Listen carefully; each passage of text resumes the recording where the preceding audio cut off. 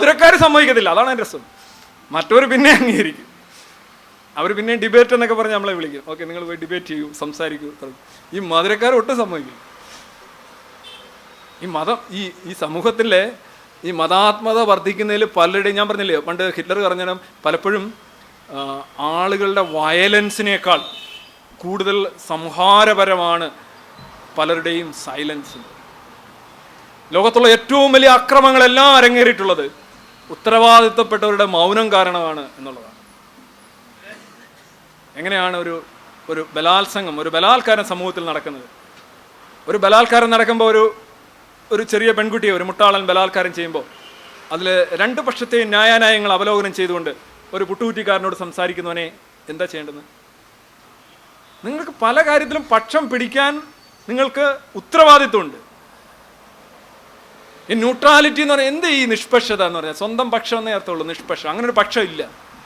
ഒരു പക്ഷം ഇവിടെ ഉണ്ടാവും, അത് ഫ്രണ്ടൽ കോർട്ടക്സ് മോഡുലേറ്റ് ചെയ്തിട്ട് മധുരമായിട്ട് അവതരിപ്പിക്കും. കാരണം എനിക്കൊന്നും പറ്റരുത്, എനിക്കൊന്നും സംഭവിക്കാൻ പാടില്ല. ഈ നിഷ്പക്ഷത കൊണ്ട് ഈ സമൂഹത്തിന് ഒരുപാട് പരിക്ക് പറ്റുന്നുണ്ട്. അത് മതത്തിന് വൻതോതിൽ അനുകൂലമായി മാറുന്നുണ്ട്. ഈ വെങ്കിട കെ ചന്ദ്രശേഖര റാവുമാര് കേരളത്തിൽ വരാനുള്ള സാധ്യത വളരെ കനത്തതാണ് എന്നാണ് എനിക്ക് പറയാനുള്ളത്. അവർ ആരാധനാലയങ്ങളിലേക്ക് പോവുകയും ആരാധനാലയങ്ങളിലേക്ക് പോയിട്ട് അവർ കോടികൾ കൊണ്ടുവന്ന് കാണിച്ചു വെക്കുമ്പോൾ എന്തായിരിക്കും ഇവർ പറയാമെന്നറിയോ? ഈ മധുരക്കാർ, നിങ്ങളെന്തിനാണ് ഹിന്ദുക്കളുടെ അമ്പലത്തിൽ കൊണ്ടുവന്ന് വെക്കുന്നത്? നിങ്ങൾ മുസ്ലിങ്ങളുടെ അമ്പലത്തിലും കൊണ്ടുവന്ന് വെക്കൂ, നിങ്ങൾ ക്രിസ്ത്യാനികളുടെ പള്ളിയിലും കൊണ്ടുവന്ന് വെക്കൂ എന്നായിരിക്കും. അല്ലാതെ ഇത് ശരിയല്ലെന്നായിരിക്കില്ല പറയുന്നത്. അവർക്ക് മാത്രമായി ഭൂരിപക്ഷ വർഗീയത, ഇതെല്ലാം കുഴപ്പമാണ്. ഹിന്ദുക്കളെ കൊണ്ടുവെക്കുന്നുണ്ടല്ല, ഇത് ആസ് ആൻ ഐഡിയ ഇതൊരു മതേതര സമൂഹത്തിന് പറ്റിയ കാര്യമല്ല. യഥാർത്ഥത്തിൽ അങ്ങനെയാണ് അതിനുള്ള വിമർശനം വരേണ്ടത്, അതല്ല വരാൻ സാധ്യതയുള്ളത്. അതിന് ഞാൻ ഉദാഹരണമായിട്ട് ഈ ആയാൻ കുർദി എന്ന് പറയുന്ന ഒരു കൊച്ചുകുട്ടിയുടെ പടം, ആ കുർദി ഒരു സമുദ്രതീരത്ത് ഇങ്ങനെ കിടക്കുന്ന ഒരു കരളലിയിക്കുന്ന പടമുണ്ട്. ഈ പടം വെച്ച് നമ്മൾ ഒരുപാട് വേട്ടയാടിയാണ് എങ്ങനെയാണ് പെർഫെക്റ്റ് ആയിട്ടുള്ള ഒരു പുസ്തകവും പെർഫെക്റ്റ് ആയിട്ടുള്ള ഒരു സംസ്കാരവും ഉള്ള ഒരു ജനത ഇങ്ങനെ പരസ്പരം തമ്മിലടി. Muslims killing Muslims in the Gulf, you know that. വേറെ ആരെയും കിട്ടിയില്ലെന്നുണ്ടെങ്കിൽ അവർ സ്വയം മരിക്കുക. അവസാനത്തെ മുസ്ലിം ഇങ്ങനെ കുത്തിമരിക്കുന്ന ഒരു ട്രോൾ ഫോട്ടോ തന്നെ ഉണ്ട്. അപ്പോൾ എങ്ങനെയാണ് പരസ്പരം ഈ പരനിന്ദയും അന്യനെ ഹനിക്കാനായിട്ടുള്ള വലിയ വാസനയും മതങ്ങളിലെ ഒരു ഇൻഹറൻ്റ് ആയിട്ടുള്ള എല്ലാ മതങ്ങളിലും ഉണ്ട്, ഏറിയും കുറഞ്ഞും എല്ലായിടത്തും കാണുന്നുണ്ട്. പക്ഷേ ഈ കുട്ടി എന്ന് പറഞ്ഞാൽ അവൻ എന്ത് പഴച്ചു? അവൻ ഒരു ചങ്ങാടത്തിനകത്തായിട്ട് ഒരു 30 പേര് കയറേണ്ടുന്ന ഒരു ചങ്ങാടത്തിനകത്ത് 100 പേര് കയറി ഈ തിരമാലകൾ മറിയുന്ന കടലിലൂടെ ഒരു കുടുംബം പ്രാണൻ കയ്യിൽ പിടിച്ചുകൊണ്ട് പോവുകയാണ്. ഒറ്റ മുസ്ലിം രാജ്യങ്ങൾ അവരെ സ്വീകരിക്കുന്നില്ല. സൗദി അറേബ്യ സ്വീകരിക്കുന്നില്ല, ഖത്തർ സ്വീകരിക്കുന്നില്ല, സമ്പന്ന രാജ്യങ്ങൾ സ്വീകരിക്കുന്നില്ല. സ്വീകരിക്കുന്ന മുഴുവൻ എന്താണ്? അവിശ്വാസികളുടെ നാടെന്നറിയപ്പെടുന്ന, മതേതരവാദികളുടെ നാടെന്നറിയപ്പെടുന്ന യൂറോപ്പാണ്. ജർമ്മനിമാരും ബ്രിട്ടനും ഫ്രാൻസും പോലെയുള്ള രാജ്യങ്ങൾ അവരെല്ലാം പൊട്ടിച്ചുകൊണ്ടിരിക്കുകയാണ്. പക്ഷെ അവർ വീണ്ടും സ്വീകരിച്ചുകൊണ്ടിരിക്കുകയാണ്. നമ്മൾ കാണുന്ന സമൂഹത്തിൽ കാണുന്നൊരു കാര്യമാണ്. ഇന്നലെ സ്വീഡനിൽ, ഞാൻ ഇന്ന് രാവിലെ വായിച്ചത് സ്വീഡനിലൊരു പോരാട്ടം. കഴിഞ്ഞ ആഴ്ചയിൽ ബ്രിട്ടീഷ് പാർലമെന്റിൽ ഭീകരാക്രമണം. അന്ന് BBC റിപ്പോർട്ട് ചെയ്ത് എങ്ങനെയാണെന്നറിയോ? International terrorism is accused of international terrorism. ഞാൻ ആലോചിച്ച്, എന്ത് ഇന്റർനാഷണൽ ടെററിസം? അങ്ങനെ ടെററിസം ഉണ്ട്? അങ്ങനെ ടെററിസം ഉണ്ടോ? International terrorism? ഇത് എന്ത് ടെററിസം എന്ന് എല്ലാവർക്കും അറിയാം, പക്ഷെ ആ വാക്കവിടെ ഉണ്ടാവില്ല. ആ വാക്കവിടെ ഉണ്ടാവില്ല. മലയാള പത്രത്തിലും ഉണ്ടാവില്ല, ഒരു പത്രങ്ങളിലും ഉണ്ടാവില്ല.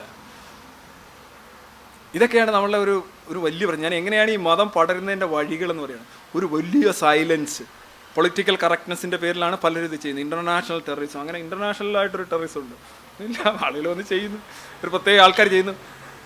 പണ്ട് നമ്മൾ തമിഴ് പുലികൾ ആക്രമിച്ചു എന്ന് പറഞ്ഞു സ്ഥിരം വാർത്തകൾ കൊടുക്കുമായിരുന്നു. ആ തമിഴന്മാരുടെ വികാരം ഒന്നും മരണപ്പെടുത്താമെന്ന് കുഴപ്പമില്ലായിരുന്നു. പക്ഷേ ഇന്ന് നമ്മൾ യഥാർത്ഥ ആക്രമണകാരികളുടെ പേരുണ്ടാവില്ല. നക്സലൈറ്റ് ആക്രമണം എന്നൊക്കെ പറയാറുണ്ട്. അവർ വികാരമൊന്നും അത്ര വ്രണപ്പെട്ട് കാണുന്നില്ല. അവർ നാളെ തുടങ്ങി കഴിഞ്ഞാൽ അത് നിർത്തിയിട്ട് പറയും കാട്ടിൽ നിന്നുള്ള ആക്രമണം, അങ്ങനെയൊക്കെ ആയിരിക്കും പിന്നെ പേരുമാറ്റം. യഥാർത്ഥ സത്യത്തെ അഭിമുഖീകരിക്കാനുള്ള ശേഷിയില്ലാതെ നമ്മൾ കപട ടൈറ്റിലുകൾക്ക് പുറകെ പോവുക. ഈ ആയാൻ കുർസി അയാളുടെ തന്നെ ഞാനൊരു കാര്യം, എൻ്റെ കോളേജിൽ ഒരു കവി വന്നു ഒരു കവിത, ആയാൻ കുർസി എന്തുകൊണ്ടാണ് ഈ കടൽത്തീരത്ത് മരിച്ചു വീണത്? കാരണം പ്രധാനമായിട്ട് അവർക്ക് അവിടെ ജീവിക്കാൻ വയ്യ, അതുകൊണ്ട് അവർ മറ്റു രാജ്യങ്ങളിലേക്ക് ഓടിപ്പോവുകയാണ്, കുട്ടി എല്ലാം വാരി വലിച്ചുകൊണ്ട് പോവുകയാണ്. മുസ്ലിം രാജ്യങ്ങൾ അവരെ സ്വീകരിക്കുന്നില്ല. അപ്പം ഈ കവിത അയാൻ കുർസി അലി നിന്നെ ഓർത്ത് ഞാൻ ദുഃഖിക്കുന്നു എന്നൊക്കെ പറഞ്ഞ കവിത അങ്ങോട്ട് പോയി.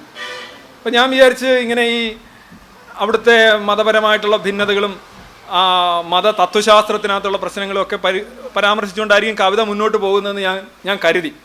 പക്ഷേ കവിത ഇങ്ങനെ ആദ്യം മാനവികയ്ക്ക് വേണ്ടി മുറവിളിച്ചു, സ്നേഹിച്ചു, കണ്ണീര്, കുട്ടി നീ ഏകനല്ല, നിനക്ക് വേണ്ടി എൻ്റെ ഹൃദയം തപിക്കുന്നു എന്നൊക്കെ കുറേ വരികൾ അദ്ദേഹം ചൊല്ലി. ഞാൻ പറഞ്ഞു കൊള്ളാമല്ലോ. കുറേ കഴിഞ്ഞിട്ട് അദ്ദേഹം എൻ്റെ കാരണം പറയുമെന്നാണ് ഞാൻ കരുതുന്നത്. പിന്നെ കവിത പോകുന്ന എവിടെയെന്നറിയോ? ഗുജറാത്തിൽ ഗർഭിണിയുടെ വയർ പിളർന്നു പോവുക. മൊത്തം RSS ലൈനിൽ ഈ കവിത അങ്ങ് പോകുക. RSS ഒരുപാട് കാര്യങ്ങൾ ചെയ്തിട്ടുണ്ട്. RSS ഒരു വലിയ ഭീഷണി തന്നെയാണ്.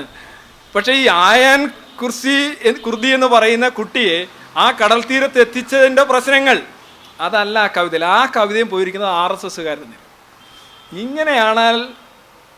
ഇങ്ങനെയാണ് കാര്യങ്ങൾ കൈകാര്യം ചെയ്യുന്നതെങ്കിൽ ഇവിടുത്തെ മതപരതയും മതപരമായ ധ്രുവീകരണവും വർദ്ധിക്കുമോ ഇല്ലയോ?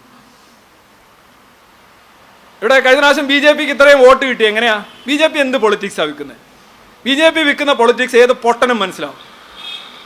ഹിന്ദുക്കൾ ചാഞ്ഞു കിടക്കുന്ന മരമാണ്, ചാടിക്കയറാൻ എളുപ്പമാണ്, മറ്റവർ ഓർഗനൈസ്ഡാണ്, അവരെ പ്രീതിപ്പെടുത്താനും പ്രീണിപ്പിക്കാനും ആളുണ്ട്.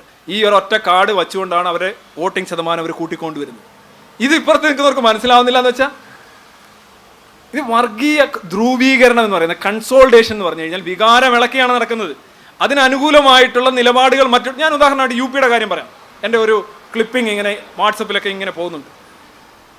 ഈ UPയിൽ എങ്ങനെയാണ് BJP കഴിഞ്ഞ ലോക്സഭാ ഇലക്ഷനിൽ 73 സീറ്റ് വാങ്ങിച്ചത്? അവിടെ മായാവതിയുടെ ഭരണത്തെ തുറന്നു കാട്ടിയതുകൊണ്ടോ ക്രിയാത്മക പ്രത്യക്ഷമായി നിലകൊണ്ടതുകൊണ്ടാണോ? അല്ല. ഗാസിയാബാദ് കൂട്ടക്കൊലകൾ,